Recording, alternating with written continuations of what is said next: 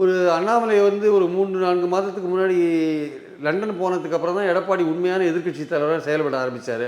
இப்போது அந்த 3 மாத காலம் முயற்சி பண்ணி பார்த்தாரு, பல விஷயங்களை கையில் எடுத்தார், அறிக்கையெல்லாம் விட்டார். இப்போ திருப்பி அண்ணாமலை வந்த பிறகு அண்ணாமலை மறுபடியும் இப்போ அறிக்கைகள்லாம் விட ஆரம்பித்து அவர் முன்னணிக்கு வந்துட்டுருக்கார். இந்த இடத்துல எடப்பாடி எப்படி தன்னுடைய எதிர்க்கட்சி ரோலை பண்ண போகிறாருன்றது ஒரு முக்கியமான கேள்வி. அவருக்கு இன்னும் பாஜக ஆதரவாளர்கள் அங்கே உட்கட்சியிலேயே இருக்காங்க. அவரோட கட்சியிலேயே பாஜக ஆதரவாளர்கள் நிறைய இருக்காங்க. அவங்க வந்து இவரை போட்டு ப்ரெஷர் பண்ணுறாங்க. ஒரு பக்கம் பாஜக விட்டு நீ வந்ததே தப்பு, நீங்கள் அவங்க கூட தான் கூட்டணி வச்சுக்கணுன்ட்டு. ஏன்னா அவங்களுக்கு கொங்கு மண்டலத்தில் இருக்கிற அவங்களுக்கு வின் பண்ணணும்னா பாஜக தேவையாக இருக்குது. இப்போ மற்ற கட்சிகள்லாம் சீமான்லாம் என்ன பேச ஆரம்பிச்சிட்டாங்க, திமுக ரெண்டுமே வந்து இரட்டை விஷம் போடுது இந்த விஷயத்துலன்னு பேச ஆரம்பிச்சிட்டாங்க இல்லையா? ஸோ அந்த நிலைமை தான் இப்போ அந்த எஃபெக்டிவாக இன்றைக்கி அசம்பிளியில் எடுத்த விஷயம் இன்றைக்கி அது நீர்த்து போயிடுது அது ஆக்சுவலாக. ஸோ இவருக்கு வந்து அதானியை பற்றியும் ஒரு பேச முடியல, இவரால் பேச முடியல. ஸோ அது ஒரு முக்கியமான விஷயம். அதனால் வந்து இவருக்கு பல சங்கடங்கள் இருக்குது. பாஜகவை எதிர்க்கிறதுலையும் பல சங்கடங்கள் இருக்குது, இங்கே திமுகவை எதிர்க்கிறதுலையும் வந்து பல சங்கடங்கள் இருக்குது. இப்போ பாஜகவுக்கு ஒரு பெரிய சங்கடம் என்னென்னா, இவர் கடைசி சமயத்தில் விஜயோட கூட்டணி சேர்ந்து நம்மளை கை விட்டாருன்னா என்ன பண்ணுறது? அப்புறம் நமக்கு யாரும் கிடைக்க மாட்டாங்க, பாமக தேமுதிகலாம் அங்கே போயிடுவாங்க. அப்போ நம்ம வந்து இங்கே தனிவரமாக விடப்படுவோம். அப்போது வந்து இவருக்கு வந்து ஒரு செக் வைக்கணும் அப்படின்னா இந்த சின்னத்தில் கை வச்சு ஒரு செக் வைக்க முடியுமா அப்படின்னு ஒரு யோசனை அவங்க பண்ணியிருக்கலாம், பாஜக பண்ணியிருக்கலாம். இந்தியவருக்கு இரட்டை இலை மீண்டும் கிடைச்சதுக்கு தற்காலிகமாக கிடைச்சது கூட அந்த சமயத்தில் பாஜக கூட இருந்தது. இப்போ அவர் பாஜக விட்டு விலகி வந்து கூட்டணி இல்லைன்னு சொல்கிறாரு. இப்போ இந்த கேஸ் மறுபடியும் எலெக்ஷன் கமிஷன் போகுது. அப்போ எலெக்ஷன் கமிஷன் என்ன மாதிரி முடிவு எடுப்பாங்கன்றது நிச்சயமாக எடப்பாடி தரப்புக்கு ஒரு சந்தேகத்தை கிளப்புற ஒரு விஷயமாக தான் நம்ம பார்க்குறோம்.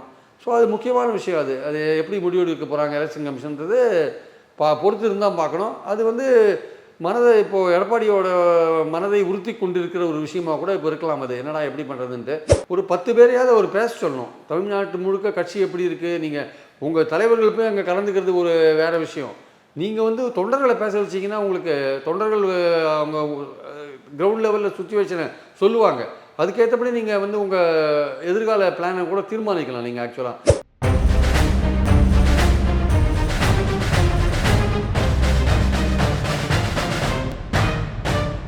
ரெட்ரோலுக்ஸ் நெஞ்சங்களுக்கு வணக்கம். நான் உங்கள் கார்த்திக். இன்றைய பொலிட்டிக்கல் பல்ஸ் நிகழ்ச்சியில் நம்முடைய இணைந்திருப்பவர் மூத்த பத்திரிகையாளர் திரு பிரியன் அவர்கள். வணக்கம் சார். வணக்கம் சார். ரொம்ப பரபரப்பான அரசியல் சூழல் இருக்கிற நிலையில் இப்போ வந்து அதிமுகவுடைய பொதுக்குழு கூட இருக்குது. மிக எதிர்பார்ப்புக்குரிய ஒரு விஷயமாக மாறி இருக்குது. ஏன்னா நிறைய நெருக்கடிகள் தொடர்ந்து இந்த 2021 தேர்தலுக்கு பிறகு நிறைய நெருக்கடிகளை சந்திச்சிருக்காங்க. குறிப்பாக எதிர்க்கட்சியாக செயல்பட முடியாமல் நிறைய இடங்களில் தடுமாறிக்கிட்டு இருக்காங்க.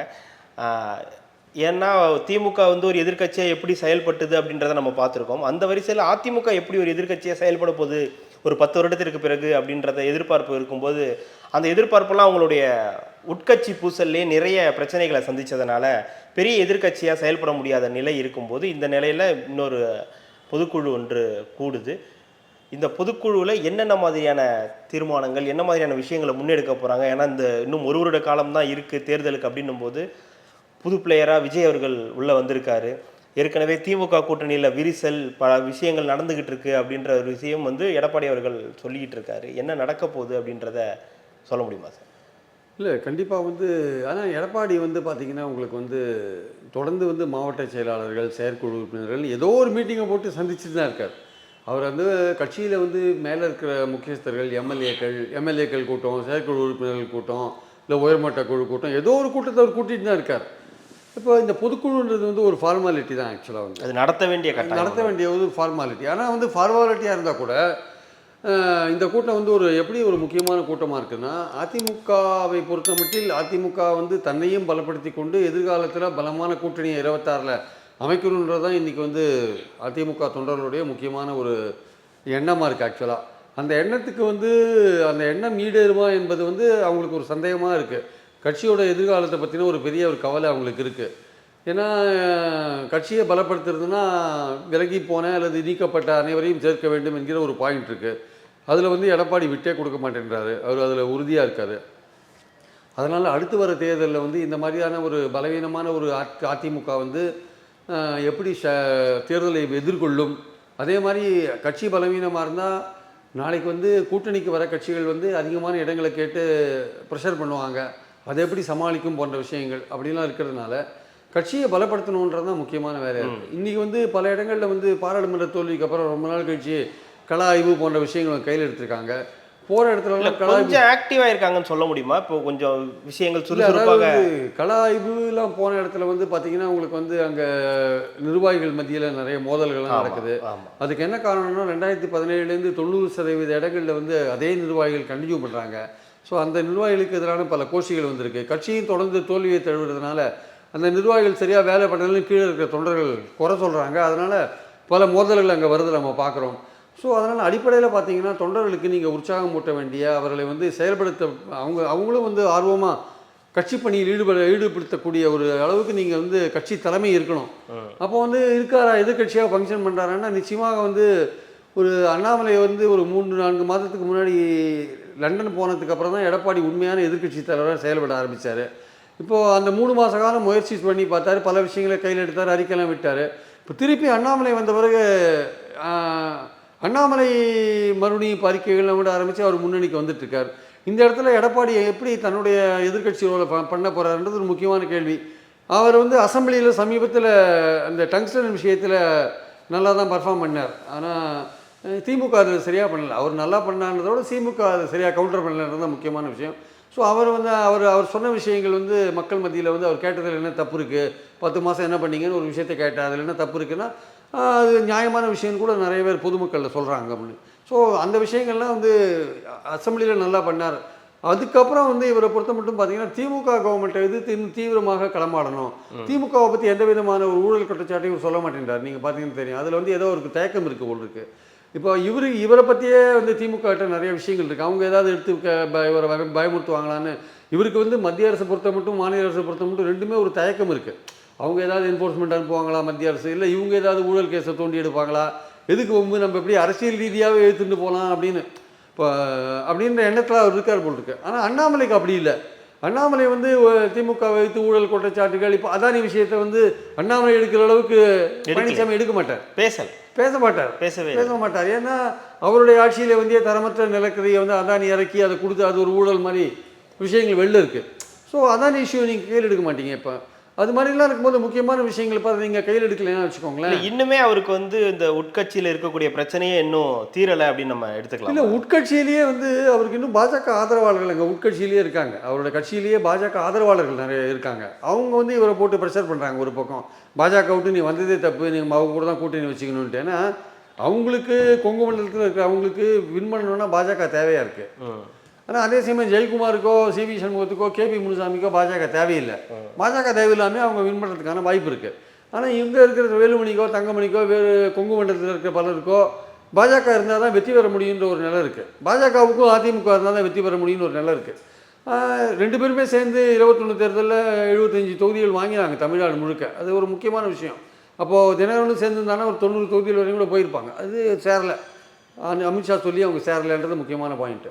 ஸோ அதனால் இவர் வந்து எதிர்க்கட்சி பாஜக விட்டு விலகி வந்துட்டேன்னு சொல்கிறாரே தவிர பாஜகவோட எங்களுக்கு எந்த விதமான கூட்டணியும் இல்லைன்னு சொல்கிறாரே தவிர இவர் பாஜகவை வந்து கடுமையாக எதிர்க்கிறாரா அப்படின்றது சொல்ல முடியாது. அது வந்து உறுதியாக வந்து கடுமையாக எதிர்த்தாருனா தான் இவருக்கு திமுகவுக்கு போகிற பாஜக எதிர்ப்போட்டு இவருக்கு வரும்.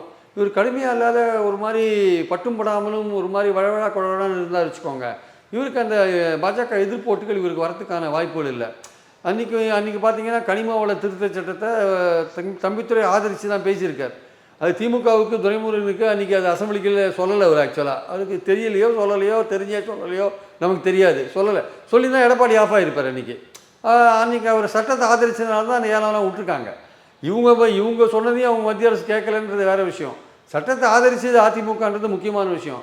ஸோ அதனால் வந்து இவருக்கே வந்து அன்றைக்கி பேசிட்டாரே தவிர இன்னும் மீண்டும் மறுபடியும் அதை எஃபெக்டிவாக பேசுகிற அளவுக்கு இவருக்கு ஒன்றும் இல்லை. இப்போ மற்ற கட்சிகள்லாம் சீமானில் என்ன பேச ஆரம்பிச்சிட்டாங்க, திமுக ரெண்டுமே வந்து இரட்டை விஷம் போடுது இந்த விஷயத்துலன்னு பேச ஆரம்பிச்சிட்டாங்க இல்லையா. ஸோ அந்த நிலைமை தான் இப்போ அந்த எஃபெக்டிவாக அன்றைக்கி அசம்பிளியில் எடுத்த விஷயம் இன்றைக்கி அது நீர்த்து போயிடுது அது ஆக்சுவலாக. ஸோ இவருக்கு வந்து அதானியை பற்றியும் ஒரு பேச முடியல, இவரால் பேச முடியல. ஸோ அது ஒரு முக்கியமான விஷயம். அதனால் வந்து இவருக்கு பல சங்கடங்கள் இருக்குது. பாஜகவை எதிர்க்கிறதுலையும் பல சங்கடங்கள் இருக்குது, இங்கே திமுகவை எதிர்க்கிறதுலையும் வந்து பல சங்கடங்கள் இருக்குது. இப்போ பார்த்தீங்கன்னா வந்து கொடநாடு விஷயத்தில் எடப்பாடியை நீங்கள் என்கொயர் பண்ணலான்னு ஹைகோர்ட்லேயே சொல்லிட்டாங்க, வேறு சசிகலாவையும். அதனால் இவரே வந்து சரி நம்ம கொஞ்சம் பொலிட்டிக்கலாக வந்து டெய்லி ஒரு அறிக்கையை விட்டுடலாம் அப்படின்னு. இப்போ அண்ணாமலை வந்து அவர் என்ன வழக்கு வந்தாலும் சந்திக்கிறதுக்கு ரெடியானு அது என்ன வேணால் பேசலான்னு ஆரம்பிச்சிட்டாரு. அவர் வந்து ஆனால் இவர் வந்து என்ன வேணால் பேசலான்ற லெவலுக்கு இவர் போல. இவர் வந்து ஏதோ ஒரு இடத்துல இவர் அடக்கி வாசிக்காம, அதாவது நம்ம பாஜகவை வைத்து தான் அவர் அடக்கி வாசிக்கிறார் பார்த்தா, வரவர் திமுகவை வைத்து அடக்கி வாசிக்க ஆரம்பிச்சிட்டார் போல் இருக்கு. அறிக்கை விடுறது பெரிய விஷயம் இல்லை, அங்கே பிரிட்ஜு சரியில்லை, இங்கே வெள்ள நிவாரணம் கொடு, இதெல்லாம் வேறு விஷயம். பட் திமுகவை நீங்கள் அட்டாக் பண்ணணும், இன்னும் கிரேவ் சார்ஜஸ்லாம் போட்டு நீங்கள் அண்ணாமலை மாதிரி நீங்கள் ஆரம்பிக்கணும். அது ஒரு அதிமுக வந்து திமுக ஜெயலலிதா அண்ணாமலை வந்து இப்போ தினம் தினம் ஏதாவது ஒன்று பேசுறாரு, அட்டாக் பண்றாரு அப்படின்னும் போது அதே மாதிரி ஒரு பாணியை கையில் எடுக்கணும் அப்படின்னு பாணின்னு இல்லை. திமுகவுக்கு எதிராக இருக்கிற ஒரே கட்சி, ஆல்டர்னேட்டாக இருக்கிற கட்சி அதிமுக தான். அப்போ அதிமுக வந்து ஒரு இந்த அரசாங்கத்தை வந்து நல்லா ஸ்க்ரூட்டனைஸ் பண்ணி நல்ல குற்றச்சாட்டுகளை வைக்கணும்ல, எங்கெங்கே வைக்கணுமோ அங்கே வைக்கணும்ல. நான் வந்து அண்ணாமலை மாதிரி ஒரு போகிற போக்கில் பரபரப்புக்காக அடிச்சு விடணும்னு சொல்லலை. ஆனால் அதே சமயம் வந்து அதான் கேட்குற ஒரு மூத்த அரசியல் தலைவருக்கு இந்த இல்லை மூத்த அரசியல் தலைவர் இருக்கலாங்க, இருந்தாலும் வந்து நீங்கள் எஃபெக்டிவாக ஃபங்க்ஷன் பண்ணணும்ல. நீங்கள் எஃபெக்டிவாக ஃபங்க்ஷன் பண்ணணும். எஃபெக்டிவாக ஃபங்க்ஷன் பண்ணணும்னா நீங்கள் திமுகவை பற்றி பல குற்றச்சாட்டுகளை நேரடியாக வைக்கணும். நீங்கள் அது நீங்கள் திமுக அரசாங்கத்தை உற்று கவனித்து அதோட செயல்பாடுகளை கவனித்து நீங்கள் வைக்கணும். இப்போது அண்ணாமலை வந்து இப்போ 3 மாதத்துக்கு அப்புறம் வந்தவர் மறுபடியும் அந்த எதிர்கட்சி ரோல் அவர் எடுத்துருவாரான்ற அளவுக்கு அவர் டெய்லி பேச ஆரம்பிக்கிறாரு. அவர் டெய்லி விஷயம் இருக்கோ இல்லையோ பிரச்சனை மீட் பண்ணிகிட்டே இருக்காரு. இவர் வந்து டெய்லி ஏதோ ஒரு அறிக்கை கொடுத்துட்டே இருக்காரு. இவர் அண்ணாமலையை பார்த்து பயப்படுறாரா? பயப்படுறதுக்கு அவசியம் இல்லை. அண்ணாமலை அவர் பாணியில் பண்ணிட்டு இருக்காரு. ஓகே. பட் நான் தான் எதிர்கட்சின்ற லெவலில் அண்ணாமலை பண்ணுறாரு. ஆக்சுவலாக வந்து இவர் உண்மையான எதிர்கட்சியாக இருக்கிறவர் இன்னும் கொஞ்சம் வேகமாக பண்ணலான்றது என்னுடைய கருத்து. அதாவது இவர் இன்னும் வேகமாக பண்ணுறதுக்கான வாய்ப்புகள் இருக்குது. அது பண்ணாத இருக்காருன்னு தான் நம்ம சொல்கிறோம் ஆக்சுவலாக வந்து. அதனால் வந்து இப்போ கட்சியும் பலவீனமாக இருக்குது. கட்சியில் வந்து இவருக்கு எதிரான்னு சொல்ல முடியாது, இவருடைய கருத்துக்கு எதிராக பல பேர் இருக்காங்க. கட்சியும் பலவீனமாக இருக்குன்றது என்ன பொருள் சார்? கட்சி பலவீனமாக இருக்குன்னா கடந்த பார்லிமெண்ட் எலெக்ஷன்லேருந்து பார்க்குறோம் நம்ம. தோல்விகளை வந்து சொல்கிறீங்க, பலவீனம்ன்றது இந்த தோல்விகளை பொலிட்டிக்கலாக தோற்றுருக்காங்க இல்லையா, அதனால சொல்கிறோம் நம்ம. இனி அடுத்த கட்டமாக அவங்க ஜெயிச்சாங்கன்னா நம்ம அவங்க பலத்தை ஒத்துக்க முடியும். நம்ம 46% ஜெயலலிதா இருந்தபோது கட்சியோட ஓட்டு சதவீதம் இன்றைக்கி 20% மாறிருக்கு இல்லையா, அதுதான் நம்ம சொல்கிறோம். ஆக்சுவலாக பலவீனமாக இருக்குன்னா அதுதான். ஆமாம், நீங்கள் வந்து ஓபிஎஸ்ஸை சேர்த்துட்டோ இல்லை சசிகலா சேர்த்துட்டீங்களோ பலமாகுமானா மக்கள் மத்தியில் உங்கள் கட்சி இணைந்திருக்குன்ற ஒரு எண்ணம் வரும். ஸோ இந்த சூழலில் தான் அவங்களுக்கு பார்த்தீங்கன்னா வந்து திமுகவை எதிர்த்தும் வந்து ஒரு பலமான எதிர்கட்சியாக செயல்பட வேண்டியதாக இருக்குது. அதே சமயம் நீங்கள் பாஜக விட்டு வெளில வந்தது உண்மையாக இருந்தால் பாஜக விட்டு நீங்கள் பலமாக செயல்பட வேண்டியதாக இருக்குது. நீங்கள் சிலதை பேசுகிறது சிலது பேசாமல் இருக்குது, அதெல்லாம் வந்து சரியாக வராது ஆக்சுவலாக. ஸோ அதனால் இந்த சூழலில் வந்து கட்சி தொண்டர்களுக்கு வந்து ஒரு விரக்தி இருக்குது, ஒரு நம்பிக்கை இல்லாத ஒரு தன்மை இருக்குது அவங்கக்கிட்ட. நம்ம 26 எப்படி நம்ம செயல்படுவோம்னு தெரியாது அவங்களுக்கு. இரட்டையிலையும் ஒரு பிரச்சனையாக வருதா? இரட்டையிலே கண்டிப்பாக அவருக்கு ஒரு பிரச்சனையாக வந்துடுச்சு. ஏன்னா இது வந்து உருவாக்கினது யாருன்னு பார்த்தீங்கன்னா தேர்தல் கமிஷன் தான் அதை உருவாக்கியிருக்கான் அந்த பிரச்சனையை. அதாவது சூரியமூர்த்தின்னு ஒரு கேஸ் போடுறாரு. அவர் 2017 அதிமுக வந்து அடிப்படை விதிகளை கையாளாமல் பல மாற்றங்களை கொண்டு வந்திருக்குன்னு அவர் சொல்கிறாரு. அது ஜூலை 11 22 அந்த நடந்த பொதுக்குழு உட்பட எல்லாத்தையும் அவர் சேலஞ்ச் பண்ணுறாரு அந்த சூரியமூர்த்தி. கீழே சுயல் கோர்ட்டில் கேஸும் போட்டிருக்காரு. ஆனால் இந்த எலெக்ஷன் கமிஷன் என்ன பண்ணுது, 23 வருஷம் 8ஆம் மாதம் எடப்பாடிக்கு வந்து ஒரு லெட்டர் கொடுக்குது, உங்கள் பொதுக்குழு தீர்மானத்தால் நான் ஒத்துண்டோம். நாங்கள் அதுக்கு முன்னாடியே ஈரோடு கிழக்குலேயே வந்து ரெட்டை இலை சின்னத்தை கொடுத்துட்டாங்க. அதுக்கப்புறம் தான் அவங்க லெட்டர் எழுதுகிறாங்க, உங்கள் பொதுக்குழு தீர்மானத்தில் நாங்கள் ஏற்றுண்டோன்றதோட நாங்கள் வாங்கி ரெக்கார்ட் பண்ணிட்டோம்.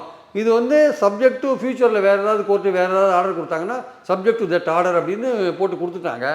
பொதுக்குழு தீர்மானங்களை எதிர்த்து ஓபிஎஸ்லாம் கேஸ் போனார், இந்த சூரியமூர்த்தி எல்லாருமே போனாங்க, இவரெல்லாம் போனார், இவர் பழனிசாமிலாம் போனார், கேசிபிலாம் போனார், எல்லாருமே போனாங்க.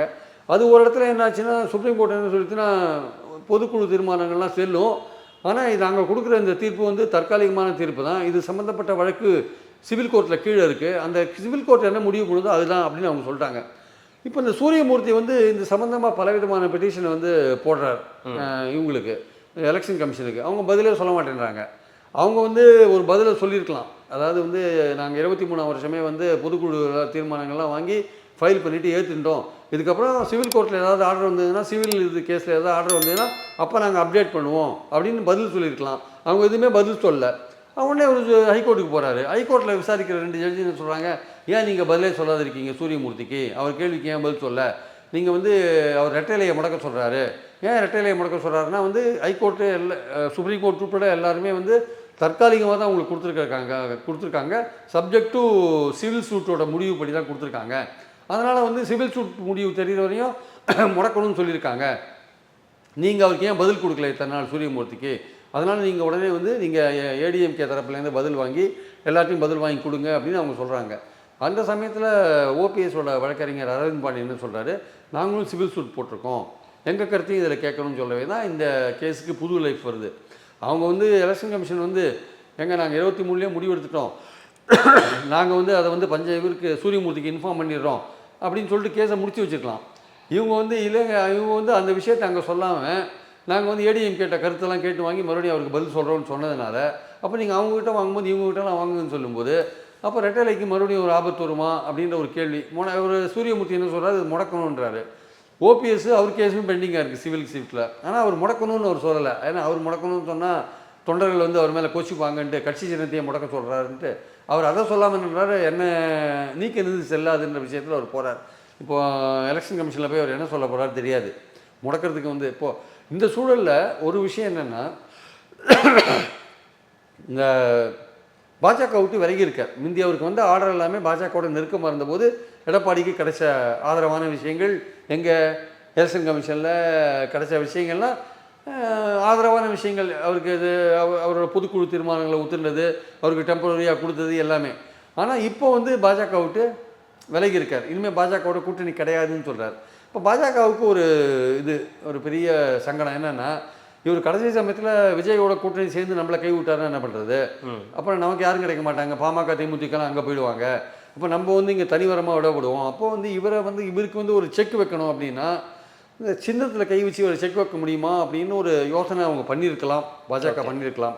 அதனால் எலெக்ஷன் கமிஷன் வந்து ஹைகோர்ட்டில் சரியாக பதில் சொல்லாமல் இந்த மாதிரி ஒரு சிக்கலை உருவாக்கியிருக்காங்க. இப்போ நாளைக்கு வந்து அது முடக்குவாங்களா, இல்லைங்க 2 சிவில் சூட் வரையும் நாங்கள் முடக்க போகிறோன்னு சொல்ல போகிறாங்களா, இல்லை வந்து பழனிசாமி கொடுத்து சரின்னு சொல்ல போகிறாங்களா, இல்லை வந்து முடிவெடுக்கிறத தள்ளி போட்டுன்னு அப்படி இழுத்துனே போகிறாங்களா? ஆனால் 4 வாரத்தில் முடிவு எடுக்கணும்னு சொல்லியிருக்காங்க. இருந்தாலும் எலெக்ஷன் கமிஷன் மறுபடியும் இந்த முடிவு எடுக்கிறதுக்குன்னு 2-3 வாரம் ஆகும், டயத்தை கேட்டு போயிட்டே இருக்கலாம்ல, அது மாதிரி இழுத்தடிக்க போகிறாங்களா அப்படின்னு தெரியல. ஆனால் மொத்தத்தில் பார்த்தீங்கன்னா எலெக்ஷன் கமிஷன் என்ன சொல்ல போகுதுன்றது பழனிசாமிக்கு இதுதான் அவருக்கு வந்து ஒரு சங்கடத்தை உருவாக்குற ஒரு விஷயம். அவருக்கு வந்து ஒரு பயத்தைன்னு சொல்ல மாட்டேன், நமக்கு எதிராக இந்த இது போயிடுமோ அப்படின்ற ஒரு எண்ணத்தை உருவாக்குற ஒரு விஷயமா இது வந்திருக்கிறத நம்ம பார்க்குறோம். அதனால் நாளைக்கு வந்து அந்த பொதுக்குழு வரவங்கெல்லாம் கூட அவங்க ஒரு இதோட தானே நம்பிக்கை இல்லாமல் சின்ன நம்மக்கிட்ட இருக்குமா இல்லையா. எடப்பாடி தரப்பில் கேட்டால் என்ன சொல்கிறாங்க, அதெல்லாம் ஒன்றும் கிடையாது, சுப்ரீம் கோர்ட்டே எங்களுக்கு கொடுத்துட்டாங்க தற்காலிகமாக, சிவில் சூட்டு பல வருஷம் நடக்கும் அப்படின்லாம் சொல்கிறாங்க. ஆனால் அதே சிவில் சூட்டு சசிகலா போட்ட சிவில் சூட்டு கீழே டிஸ்மிஸ் ஆகி இப்போ அவங்க சுப்ரீம் கோர்ட்டுக்கு அப்பீல் போயிட்டாங்க. அவங்கள நீக்குது சரியில்லைன்னு. அவங்க வந்து பொதுக்குழுவால் தேர்ந்தெடுக்கப்பட்டாங்க 2016 டிசம்பரில். அந்த விஷயம் தீர்மானிச்சிட்டாங்க. அப்போ இந்த விஷயம் சிவில் சூட்டை வந்து குயிக்காக தீர்ப்பு கொடுக்கணும் அப்படின்ற ஒரு விஷயத்தை வந்து யாராவது எடப்பாடி தரப்பு எடுத்துன்னு போயிட்டு அதை குயிக்காக பண்ணாங்கன்னா அது ஒரு அர்த்தம் உண்டு. அது பண்ணுவாங்களே தெரியல. ஸோ இவங்க சின்னத்தை வந்து எலெக்ஷன் கமிஷன் முடக்கிட்டாங்கன்னா நீங்கள் அப்பீல் போய் அது முடிவு வரத்துக்குலாம் ரொம்ப லேட் ஆகும். சில சமயம் வந்து எலெக்ஷன் கமிஷன் எடுத்த முடிவு சரின்னு கூட அவங்க சொல்லிடுவாங்க. ஆனால் அவங்க சிவில் சூட் பெண்டிங்காக இருக்குது, நாங்கள் தற்காலிகமாக தான் கொடுத்தோம் அப்படின்னு சொல்லுவாங்க. இன்ஃபேக்ட் விக்கிரவாண்டி எலெக்ஷனில், அந்த ஈரோடு ஈஸ்ட் எலெக்ஷனில் வந்து இவருக்கு ரெட்டை எலெக்ஷன் கிடைச்சது கூட ஓபிஎஸ் வந்து உள்ளே போகாத இருந்தார். அப்போ பாஜக அவர் அடக்கிட்டாங்க போட்டு, நீ போகாத அவர் போட்டி போட்டுன்ட்டு. அப்போவே ஓபிஎஸ் உள்ளே பூந்துருந்தார் வச்சுக்கோங்க, அப்போவே சின்னத்துக்கு பிரச்சனை வந்திருக்கும் அவரும் கேட்டிருந்தாருன்னா. அப்போ வந்து விட்டு கொடுத்துட்டாரு. அந்த விட்டு கொடுத்ததில் வந்து ஜென்ரல் எலெக்ஷனையும் அவர் எடுத்து போயிட்டார். விக்கிரவாண்டி எலெக்ஷன் வரும்போது வந்து எடப்பாடி போட்டி போடலன்றதை ஞாபகம் வச்சுக்கணும். ஏன்னா சின்ன பிரச்சனை வரும், ஓபிஎஸ் கவுண்டர் பண்ணுவாருன்னு அப்போ இன்டெலிஜென்ட்டாக அது போட்டி போடாது தவிர்த்தார். நிறைய பேர் என்ன சொன்னாங்க, இல்லை பாமகவுக்கு விட்டு கொடுத்துட்டாரு அது இருந்தாங்க. அவர் போட்டி போட்டால் சின்ன பிரச்சனை வரும், அப்போ ஓபிஎஸும் உள்ளே வருவார் அப்படின்றதுனால அவர் போட்டி போடலன்றது தான் முக்கியமான விஷயம். ஏன்னா அந்த ஈரோடு ஈஸ்ட்டில் ஓபிஎஸ் போட்ட விட்டார். ஸோ இந்த இடத்துல வந்து பாஜக என்ன மாதிரி ப்ளே பண்ண போகிறாங்க, அதுக்கு எலெக்ஷன் கமிஷன் என்ன மாதிரி அவங்களுக்கு ஒத்துழைக்க போகிறாங்க, அது ஒரே விஷயந்தான். முந்தியவருக்கு இரட்டை இலை மீண்டும் கிடச்சதுக்கு, தற்காலிகமாக கிடச்சதுக்கு கூட அந்த சமயத்தில் பாஜக கூட இருந்தது. இப்போ அவர் பாஜக விட்டு விலகி வந்து கூட்டணி இல்லைன்னு சொல்கிறாரு. இப்போ இந்த கேஸ் மறுபடியும் எலெக்ஷன் கமிஷன் போகுது. அப்போ எலெக்ஷன் கமிஷன் என்ன மாதிரி முடிவு எடுப்பாங்கன்றது நிச்சயமாக எடப்பாடி தரப்புக்கு ஒரு சந்தேகத்தை கிளப்புற ஒரு விஷயமாக தான் நம்ம பார்க்குறோம். ஸோ அது முக்கியமான விஷயம். அது எப்படி முடிவு எடுக்க போகிறாங்க எலெக்ஷன் கமிஷன்றது பொறுத்து இருந்தால் பார்க்கணும். அது வந்து இப்போது எடப்பாடியோட மனதை உறுத்தி கொண்டிருக்கிற ஒரு விஷயமாக கூட இப்போ இருக்கலாம். அது என்னடா எப்படி பண்ணுறதுன்ட்டு. அதுக்கு ஒன்று சில பேர் சொல்கிறாங்க, இல்லை எடப்பாடி அதிமுகவில் இருக்கிற பல பாஜக ஆதரவாளர்கள் இப்போவே வந்து பாஜக மேலிடத்தோட தொடர்பில் இருக்காங்க, இந்த விஷயத்தில் எதுவும் முடிவு எடுத்துடாதீங்க, நாங்கள் தேர்தல் நெருங்கும்போது நாங்கள் அப்போ இருக்கிற சூழலை பார்த்து நாங்கள் ஒரு முடிவு எடுக்கிறோம், இப்போ அவசரப்பட்டு நீங்கள் எதுவும் பண்ணாதீங்க, சின்னத்தை எதுவும் முடக்கிடாதீங்கன்னு ஒரு தூதுக்குழு கிளம்பி அங்கே போய் பாஜக மேலிடத்தோட சொல்லிட்டு இருக்காங்கன்னு ஒரு விஷயம் வருது. ஆனால் இவங்க பண்ணுவாங்க, எடப்பாடி தரப்பு அதெல்லாம் ரகசியமாக பண்ணுவாங்க, அதில் ஒன்றும் சந்தேகம் வேண்டாம். அது மாதிரி உண்மையாக அது பொய்யான்னு தெரியல. ஆக்சுவலாக வந்து இவர் ஓபிஎஸ் வந்து சின்னத்தை முடக்குன்னு சொல்ல மாட்டார், என்னை நீக்கிறது தவிர சின்னத்தோட அதிகாரம் எனக்கு தான் இருக்குது, கையெழுத்து போடுற அதிகாரம் அப்படி மெயின்டைன் பண்ணுவார். இந்த சூரியமூர்த்தி என்ன சொல்லுவார், சிவில் சூட்டு முடிகிற வரையும் அதை இப்போ நீங்கள் முடக்குங்க, இந்த தரப்புக்கும் கொடுக்காதீங்க அந்த தரப்புக்கும் கொடுக்காதீங்க, அது சரியில்லை அப்படின்னு. அதுதான் சுப்ரீம் கோர்ட் வந்து தற்காலிகமாக தான் கொடுத்தாங்க, சிவில் சூட்டை சீக்கிரம் விரைவுபடுத்துங்க, அது அது பண்ணினீங்கன்னா அதுதான் பெட்டர் அப்படின்னு அவர் ஆர்கியூ பண்ணுவார். ஸோ இந்த வழக்கு என்ன முடிவாருன்றதை பொறுத்து இருந்தால் பார்க்கணும் எலெக்ஷன் கமிஷன் எப்படி போகுதுன்றது. ஏன்னா இந்த இவ்வளோ நெருக்கடிகள் நீங்கள் சொன்ன மாதிரியான நிறைய பிரச்சனைகள் இருக்குது. இதை தாண்டி இந்த பொதுக்குழுவில் முக்கியமாக வந்து எடப்பாடி வந்து தொண்டர்களை பேச வைக்கணும். ஏன்னா பல தொண்டர்கள் வந்து நிர்வாகிகள் மேலே கோபமாக இருக்காங்க, அவங்களோட செயல்பாடுகள் சரியில்லை, அதனால் கோபமாக இருக்காங்க. அதனால் ஒவ்வொரு மாவட்டத்திலேருந்து ஒரு தொண்டரை குறைஞ்சபட்சம் 5 நிமிஷமாவது பேச சொன்னாதான் கிரவுண்ட் லெவலில் என்ன நடக்குது. அந்த தொண்டர்களும் பொதுக்குழு உறுப்பினர் நிச்சயமாக அந்த ஊரில் ஒரு தொகுதியில் ஒரு எம்எல்ஏ தொகுதியில் என்ன நடக்குதுன்னு அவனுக்கு தெரியும், அங்கே என்ன பிரச்சனைன்னு அவனுக்கு தெரியும். ஒரு 10 பேரையாவது அவர் பேச சொல்லணும். தமிழ்நாட்டு முழுக்க கட்சி எப்படி இருக்குது, நீங்கள் உங்கள் தலைவர்கள் போய் அங்கே கலந்துக்கிறது ஒரு வேறு விஷயம். நீங்கள் வந்து தொண்டர்களை பேச வச்சிங்கன்னா உங்களுக்கு தொண்டர்கள் அவங்க கிரவுண்ட் லெவலில் சுச்சுவேஷனை சொல்லுவாங்க, அதுக்கேற்றபடி நீங்கள் வந்து உங்கள் எதிர்கால பிளானை கூட தீர்மானிக்கலாம் நீங்கள் ஆக்சுவலாக. அதனால் தொண்டர்கள் கருத்தை கேட்குறது வந்து முக்கியன்றதை எடப்பாடி முதல்ல உணரணும். அவரே வந்து தன்னை சுய பரிசோதனை பண்ணிக்கணும். முதல்ல நம்ம கட்சி எடுத்துகிட்டு போகிறது சரிதானா, 26 இது வந்து நம்ம கூட யார் கூட்டணிக்கு வருவாங்க, நம்ம பாஜகவோட வச்சதுக்கு பெட்டரா, இல்லை தாவேக்கா நம்ம கூட வரமாட்டேன்னு சொல்லிட்டாங்க, அவங்க பின்னாடி கடைசி நேரத்தில் ஒரேடியாக தனியாகவே போயிட்டாங்கன்னா நம்ம என்ன பண்ணுறது, சீமான் நம்ம கூட வரமாட்டார், தனியாக தான் போவார் அவர், இப்போ நமக்கு என்ன ஆதரவு இருக்குது, நம்ம பாஜகவோட அந்த சமயத்தில் போய்க்கலாமா, அப்போது நம்ம வலிமையாக இருந்தால் தான் பாஜக நம்ம தான் லீடர் கூட்டணிக்கு தலைமை தாங்க முடியும் அப்படின்னு பல விஷயம் இருக்குது இல்லையா. அதனால் வந்து எடப்பாடி வந்து இப்போ அவருக்கு தேவை வந்து கள ஆய்வு கிடையாது, உள ஆய்வு தேவை அவருக்கு. ஆக்சுவலாக அவரோட சுய பரிசோதனை பண்ண வேண்டிய அவசியம் இருக்குது. அந்த உள ஆய்வு பண்ணாருன்னா அவர் தெரிஞ்சுப்பார் எந்த இடத்துல நம்ம வீக்காக இருக்கோம், எந்த இடத்துல சரி பண்ணணுன்ட்டு. அதை அவர் முதல்ல பண்ணணும். பொதுக்குழு கூட்டுறதோ, பொதுக்குழு கூடி கலைந்தோம், அல்லது ஒரு 15 தீர்மானம் திமுக வித்து போட்டோம், 4 தீர்மானம் ஒரு பட்டும் படாமலும் கண்டும் காணாமலும் ஒரு தீர்மானம் மத்திய அரசை பற்றி போட்டோம் அப்படின்னு போகாமல் உண்மையிலேயே ஆக்கப்பூர்வமாக இந்த கட்சி அடுத்த ஒரு 15 மாதத்துக்கு எப்படி செயல்படணும் அப்படின்றத அவங்க கணக்கு வச்சு ஒர்க் பண்ணுறது அவசியமான ஒரு விஷயம். அதில் வந்து எடப்பாடி கான்சன்ட்ரேட் பண்ணணும். கண்டிப்பாக சார். இந்த பொதுக்குழு கூடி முடிஞ்சதுக்கப்புறம் தொடர்ந்து அதை பற்றி நம்ம பேசலாம். மகிழ்ச்சி. இவ்வளோ நேரம் உங்களுடைய நேரத்தை ஒதுக்கி எங்களுக்காக பல்வேறு தகவல்களை பகிர்ந்தமைக்கு லிட்டில் லுக்கின் சார்பாக மிக்க நன்றி.